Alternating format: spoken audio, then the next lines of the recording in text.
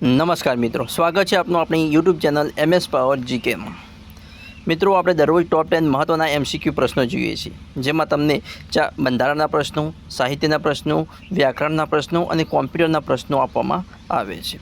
આ બધા પ્રશ્નો ખાસ કરીને તલાટી, PSI, કોન્સ્ટેબલ અને અન્ય સ્પર્ધાત્મક પરીક્ષાઓ માટે ખૂબ ઉપયોગી છે। તો વિડીયો અંત સુધી જરૂર જુઓ અને તમારો સ્કોર કમેન્ટમાં જરૂર લખજો। જો તમને આવા રોજના મહત્વ પ્રશ્નો જોઈએ છે તો હમણાં જ ચેનલને સબસ્ક્રાઈબ કરો અને બાજુમાં આપેલ બેલ આઇકનને પણ દબાવો, જેથી તમને દરરોજ નવા MCQ વિડીયોનો નોટિફિકેશન મળતું રહે। યાદ રાખજો મિત્રો, દરરોજ માત્ર 10 પ્રશ્નો આપવામાં આવે છે, પણ પરીક્ષા માટે 100% કામના પ્રશ્નો આપવામાં આવશે। તો શરૂઆત કરીએ આજનો ભાગ 2। મિત્રો, ભાગ 2ની શરૂઆત કર્યા પહેલાં જણાવી દઉં કે ગયા વિડીયોમાં આપણે એક પ્રશ્ન પૂછવામાં આવ્યો હતો કે છાશમાં પાણી ઉમેરવું રૂઢિપ્રયોગનો અર્થ આપો। એમનો જવાબ તમારે કમેન્ટ બોક્સમાં જણાવવાનો હતો, અને જેનો સાચો જવાબ કમેન્ટ બોક્સમાં જણાવનાર વ્યક્તિનું નામ છે ચૌધરી ભરત। તો આવો જ આજે પણ એક નેક્સ્ટ પ્રશ્ન પૂછવામાં આવશે, તેનો જવાબ તમારે કમેન્ટ બોક્સમાં આપવાનો છે, અને તેનું નામ હું નેક્સ્ટ વિડીયોમાં જાહેર કરીશ। તો શરૂઆત કરીએ ભાગ 2ની। જે પ્રશ્ન નંબર 1 કે ભારતીય સ્વતંત્રતા સંગ્રામમાં વંદે માતરમના મહત્વ અંગે વિધાન 1 1896માં ભારતીય રાષ્ટ્રીય કોંગ્રેસના અધિવેશનમાં તે પ્રથમ વખત ગાવામાં આવ્યું હતું વંદે માતરમ ગીત। વિધાન 2 કે તાજેતરમાં પ્રજાસત્તાક દિવસની પરેડમાં વંદે માતરમના 150 વર્ષની ઉજવણી કરવામાં આવી હતી।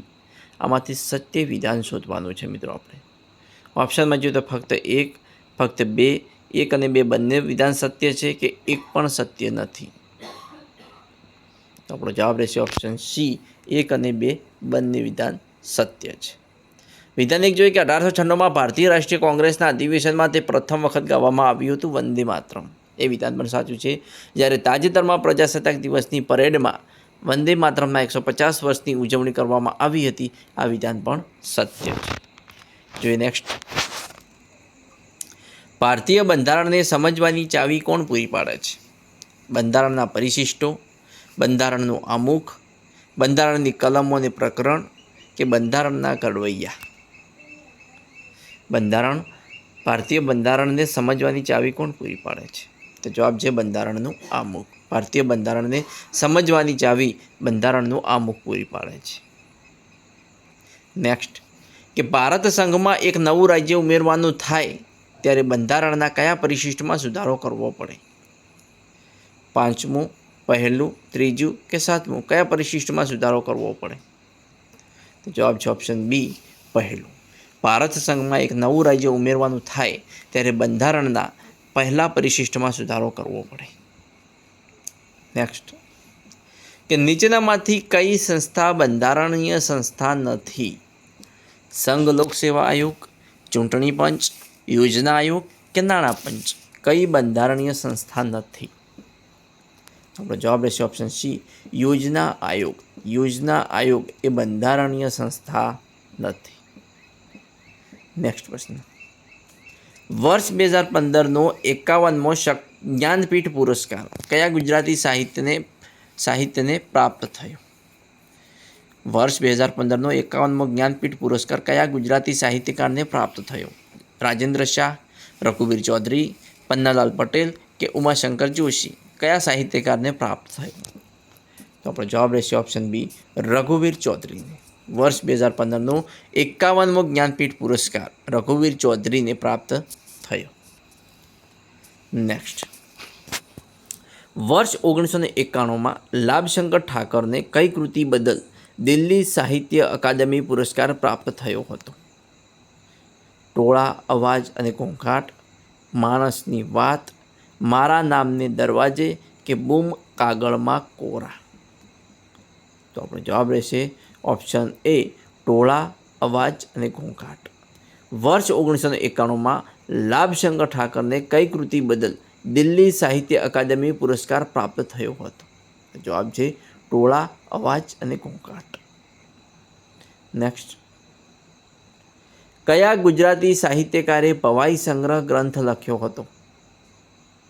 દલપતરામ, મહિપતરામ નીલકંઠ, બકા ઠાકોર કે કવિ કલાપી? કયા સાહિત્યકારે ભવાઈ સંગ્રહ ગ્રંથ લખ્યો હતો? જવાબ રહેશે ઓપ્શન બી, મહિપતરામ નીલકંઠ।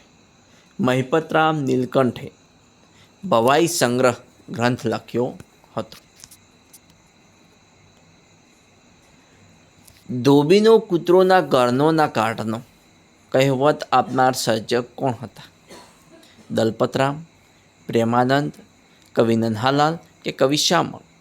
કોણ હતા કહેવતના સર્જક ધોબીનો કૂતરોના ઘરનોના કાઢનો? તો આપણો જવાબ રહેશે ઓપ્શન ડી, કવિ શ્યામળ.